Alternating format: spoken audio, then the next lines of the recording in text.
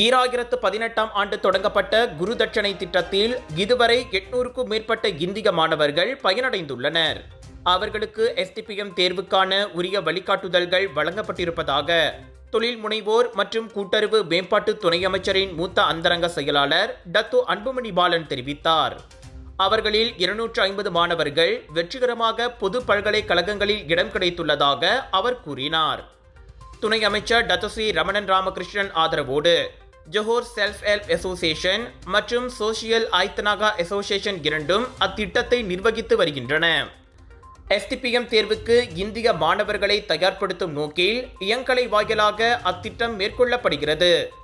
இந்திய சமூக மத்தியில் கல்வியின் முக்கியத்துவத்தை வலியுறுத்தி வருபவர்களில் முக்கியமானவர் ரமணன்.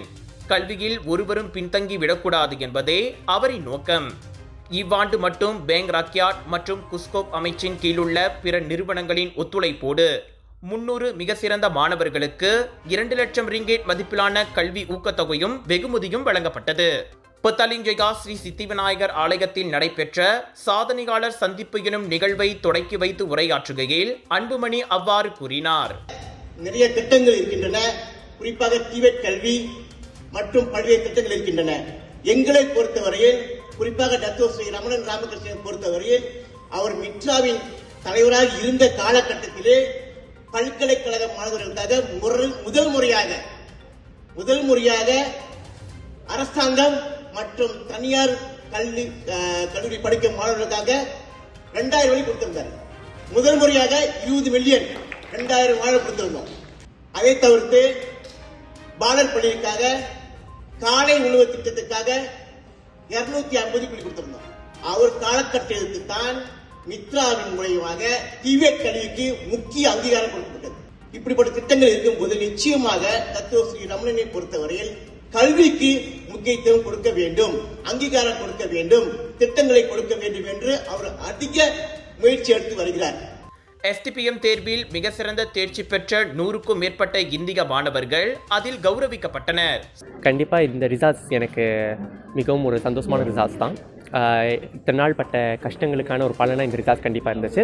அண்ட் இந்த ப்ரோக்ராம் பற்றி சொல்லணும்னா கண்டிப்பாக எனக்கு என்னோடய STPM ஜேர்னி ஸ்டார்ட் பண்ணுறப்ப என்னோடய சிஸ்டர் வந்து STPM ஸ்டூடெண்ட் தான். ஸோ அவங்களோட கைடன்ஸ் மட்டும்தான் எனக்கு இருந்துச்சு மெயின்லி. ஸோ எனக்கு பெருசாக மற்ற கைடன்ஸ் இல்லாத பட்சத்தில் பிக்கப் பண்ணுறதுக்கு கொஞ்சம் ஸ்லோவாக இருந்துச்சு. ஸோ எனக்கு என்னென்னா இந்த ஒரு ப்ரோக்ராம் மூலயமா வருங்கால ஸ்டூடெண்ட்ஸ்க்கு கண்டிப்பாக எப்படி பிக்கப் பண்ணலாம், எப்படி வந்து ஸ்டார்ட் பண்ணலாம், எப்படி என்ன மாதிரி டிப்ஸ் பயன்படுத்தினா அவங்களோட வந்து நல்லா அவங்களோட தேர்வில் சிறந்த தேர்ச்சி பெறலாம் அப்படின்றதுக்கான ஒரு வழிமுறைகளையும் யுத்திகளையும் கொடுக்கறதுக்கான பகிர்றதுக்கான ஒரு தளமாக இது கண்டிப்பாக இருந்தது.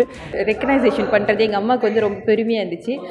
கேமராலேருந்து இங்கே வந்திருக்கோன்னா எங்களுக்கு கூப்பிட்ருக்காங்க, அதனால் நாங்கள் கண்டிப்பாக வரணும்னு நினச்சி எங்கள் அம்மா ரொம்ப சந்தோஷப்பட்டாங்க. குறிப்பாக B40 குடும்பங்களை சேர்ந்த 15 மாணவர்களுக்கு இலவச மடிக்கணினிகள் வழங்கப்பட்டன. டத்தோ அன்புமணி தமது சொந்த நன்கொடையாக 10,000 ரிங்கேட்டை அந்நிகழ்வுக்கு வழங்கியிருந்தார். இந்த குரு தட்சணை திட்டத்தின் நன்மைகள் குறித்து ஏற்பாட்டாளர்கள் வணக்க மலேசியாவுடன் பகிர்ந்து கொண்டனர். இது நாங்கள் வந்து ஒரு 3 இயக்கம் ஒன்று சேர்ந்துங்க, சோசியல் ஐத்தனாகா அசோசியேஷன், அப்புறம் ஸ்ரீ சித்தி விநாயகர் ஆலயம், இதெல்லாம் ஒன்று செய்கிறோங்க. கோவில் வந்து இது உருமாற்று திட்டத்துக்கு ஒரு முக்கியமான தூண்டுகோலாக இருக்கும்னு நாங்கள் நம்புகிறோம். இதே மாதிரி மற்ற கோயிலும் இதெல்லாம் எடுத்து செஞ்சால் நல்லா இருக்குங்க சமுதாய வளர்ச்சிக்கு. ஒரு 33 மாணவர்களை நாங்கள் தேர்ந்தெடுத்து அந்த மாணவர்களுக்கு அங்கீகாரம் கொடுக்குறோம். அதில் 8 மாணவர்கள் 4A போட்டிருக்காங்க. ஸோ அதையும் நம்ம இங்கே செய்கிறோம். ரெண்டாவது அங்கே என்னென்னா இந்த மாணவர்கள் வருகின்ற செமஸ்டர் 1 செமஸ்டர் 3 மாணவர்களுக்கு எப்படி படித்து நல்ல தேர்ச்சி பெறணுன்றதை வழிவகுக்கிறாங்க. ஒட்டுமொத்தமாக இது வந்து சமுதாய முன்னேற்றத்துக்கு மாணவர்கள் கல்வியில் எப்படி வர முடியும்ன்றதுக்கு ஒரு முயற்சி எடுத்திருக்கோம். எஜுகேஷன் நம்ம ரொம்ப முக்கியத்துவம் கொடுக்குறதுல வந்து, ஏன்னா இதுதான் வந்து பிள்ளைங்களோட எதிர்காலம், ஃப்யூச்சரு. ஸோ அது வந்து ரொம்ப முக்கியத்துவம் கொடுக்குறோம். ஸோ ஒரு மிஸ்டர் கிருஷ்ணசாமி சார் வந்து ஐயா இது மாதிரி சொன்னார். ஸோ நம்மளுக்கும் வந்து ரொம்ப சந்தோஷம் இதில் வந்து கலந்து சரி இதை வந்து ஏற்பாடு பண்ணலாம் அப்படின்னு. ஸோ நம்மளால் முடிஞ்சது ஏதோ நம்மளால் கொடுக்க முடியுது வந்து நம்ம எல்லாம் சேர்ந்து இணைஞ்சு இது ஏற்பாடு பண்ணியிருக்கோம். We were more than happy to offer our venue to this organization who was going to recognize the STPM students. We feel that education must be promoted among our Indian community, and therefore our temple is ready to help in whatever way with space and in whatever way we can help, whatever that's within our means, we are willing to help. So I'm very happy to see our students here and some parents here who are going to support this initiative. நம்ம பிள்ளைங்க கண்டிப்பாக எஸ்டிபிஎம்மில் நல்லா செஞ்சு university போகணும் அப்படிங்கிற ஒரே நோக்கத்தில் தான் அவரோட சொந்த முயற்சி வந்து இதில் வந்து மோர் தென் 100%.